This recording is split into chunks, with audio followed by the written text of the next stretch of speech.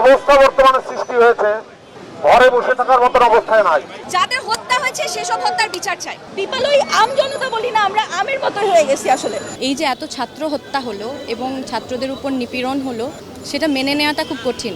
পূর্ব দিগন্তে সূর্য উঠেছে, রক্ত লাল রক্ত লাল রক্ত লাল, জোয়ার এসেছে জনসমুদ্রে, রক্ত লাল রক্ত লাল রক্ত লাল।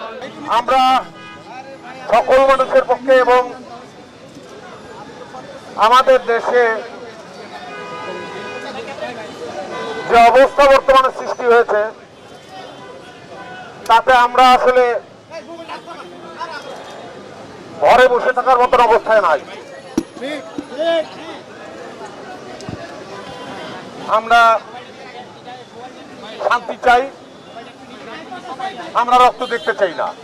গোলাগুলি, হত্যা, রক্ত এগুলো দেখতে চাই না, এগুলোর বাইরে আমরা থাকতে চাই, আমরা শান্তি চাই।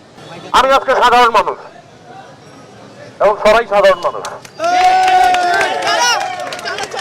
যারা গ্রেফতার হয়েছে আমরা তাদের মুক্তি চাই, মিথ্যা মামলা যারা গ্রেফতার হয়েছে এবং যাদের হত্যা হয়েছে সেসব হত্যার বিচার চাই। এটা কথা বলার এখনই আসলে প্রপার সময়।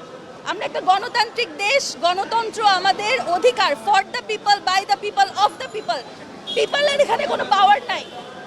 পিপল ওই আম জনতা বলি না, আমরা আমের মতো হয়ে গেছি আসলে।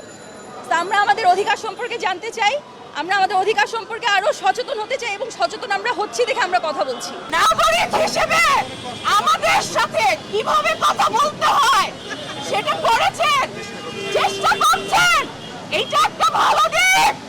আমরা এরকম আরো অনেক ভালো দেখতে চাই। এতগুলো মেধাকে এইভাবে আসলে এই মৃত্যুর জায়গায় পৌঁছে যাওয়া বা এত রক্ত, এত ক্ষত, এইটা আসলে আমি মেনে নিতে পারিনি, আমি মেনে নিতে পারছিও না একজন সাধারণ নাগরিক হিসেবে। এবং যে দাবিটা, সেই দাবিটা শুরুতে যদি কিছুটা আলাপ আলোচনার মধ্যে সমাধান করা যেত, হয়তো বা এত গুম বা এত ধরপাকড়া বা এত মানুষ মরে যাওয়াটা হতো না।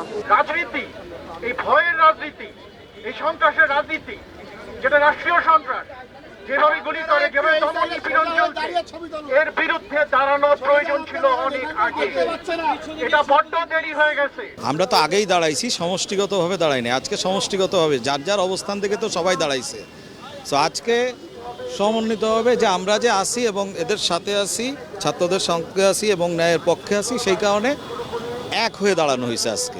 রাইট অ্যান্ড রং, আমার কাছে মনে হচ্ছে this is what is going on in the country, this is absolutely wrong. So রঙের এগেনস্টে দাঁড়িয়েছি, যাতে আমরা ন্যায্য বিচার পাই। ছোটো ছোটো বাচ্চারা, স্কুল কলেজের স্টুডেন্টরা, ইউনিভার্সিটি স্টুডেন্টরা যেভাবে আমাদের জন্য, দেশের জন্য একটা পার্টিকুলার রিজনের জন্য, অধিকার আদায়ের জন্য তারা দাঁড়িয়েছিল, বাট সে অধিকার তো পায়নি, তাদের জীবন দিতে হয়েছে। তো তাদের এগেনস্টে, তাদের ন্যায়, তাদের জীবনের জন্য কি আমরা বিচার চেতে পারি না? সেটার জন্যই দাঁড়ানো। আমরা আজকে এখানে এসেছি কারণ আমার মনে হয় যে কোনো যৌক্তিক, বিবেকবান, মননশীল মানুষেরই এই যে এত ছাত্র হত্যা হলো এবং ছাত্রদের উপর নিপীড়ন হলো, সেটা মেনে নেওয়াটা খুব কঠিন। আমার মনে হয় যে কোনো মানুষের জন্য এটা মেনে নেওয়াটা কঠিন। এটা যেন সুষ্ঠু বিচার হয়, সেইটুকু প্রতিবাদ, সেইটুকু চাওয়া তো আমরা চাইতে পারি। সবাই বলছে মেঘ সাবধানে থাকো, মেঘকে ফোন দিয়ে বলছে, আমাকে বলছে। আসলে এখন সাবধান থাকার মধ্যে কিছু নাই। আমরা বেডরুমে নিরাপত্তা পাইনি, এখন একটা শিশু বাচ্চা ছাদেও তার নিরাপত্তা পায় না।